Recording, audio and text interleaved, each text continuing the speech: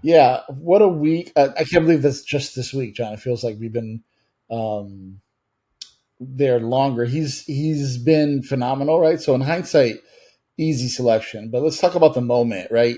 I think it came down to Kelly, Walz, and Shapiro. I think those are the only three ones that probably were the finalists. And then the night before, it was reported that Kelly was out, and it was down to Walz and Shapiro.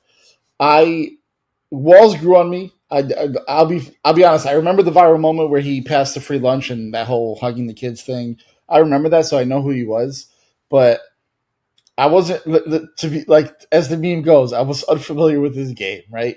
And I wanted Shapiro because of Pennsylvania, and I just thought strategically I wanted somebody that could carry Pennsylvania and bring it home. And he's popular within the state, and even if he might cost you a few votes in Michigan. I don't think he costs you the state, but if he costs you a few votes in Michigan and he delivers Pennsylvania, that's okay with me. When she picked, as the week kept going, Walls grew on me extremely, and I was like telling my boy on text messages, like I kind of want Walls because he just gives me like Santa Grandpa vibes in the most healthy, positive way. And I think that's what she wants. I think that's what the vice president should be. Shapiro is more of a president to be, and that's all due respect to Walls. Shapiro is more of the head honcho, and so when she chose Walls, I was like, it felt good, and then it really felt good as the week went on. Right, he comes out, and the first of all, the energy around Kamala is amazing, and then he just leans into that, and everybody loves him. It seems like he was a good. His congressional record is pretty down the line, middle. I know he's passed a lot of progressive things in Minnesota, but generally speaking, he's considered, I think, close to a moderate, if not like a decent left Democrat. And so I think moderates were happy. I think progressives were happy because again, he was doing progressive things in Minnesota. But I just want to talk about one thing, and that's the energy. He could take shots that I don't think Kamala needs to take, like the couch thing.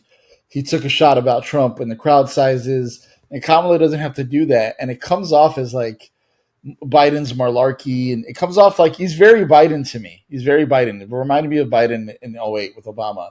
Um, But then what really strikes me about Walls, John, is how universal he is, and what I mean by that is he's a vet, regardless of what Republicans think. He's a vet, right?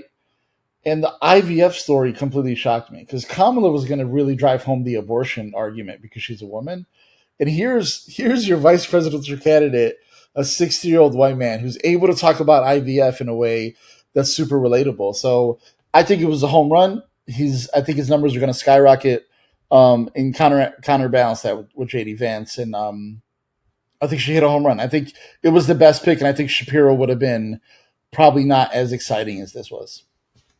Yeah, the one phrase that we hear a lot, and it's a fascinating phrase because I think we've heard it a lot probably in the last years as it relates to Trump, and it's a phrase actually that I guess was really coined by President Obama during the Obama years, is permission structure.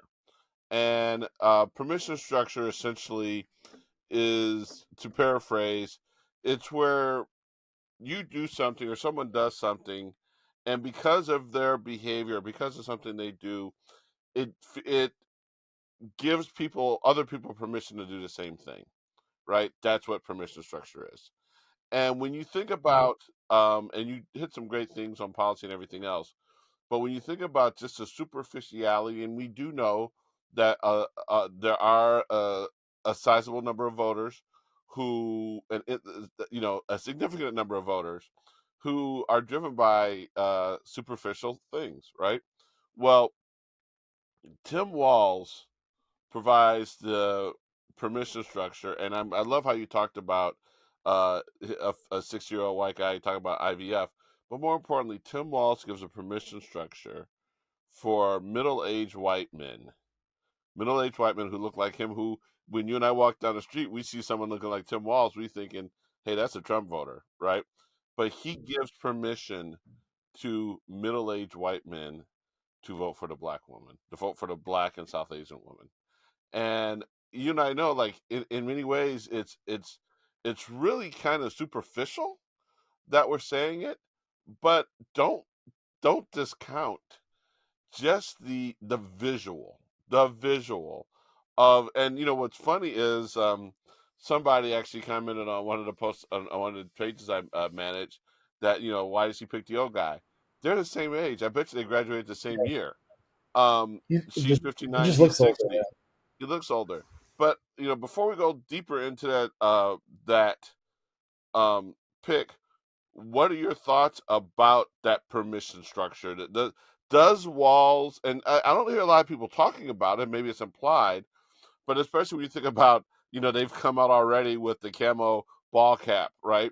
Um, Walls, he looks comfortable in a ball cap, t-shirt, and jeans, With doing a gun. whatever.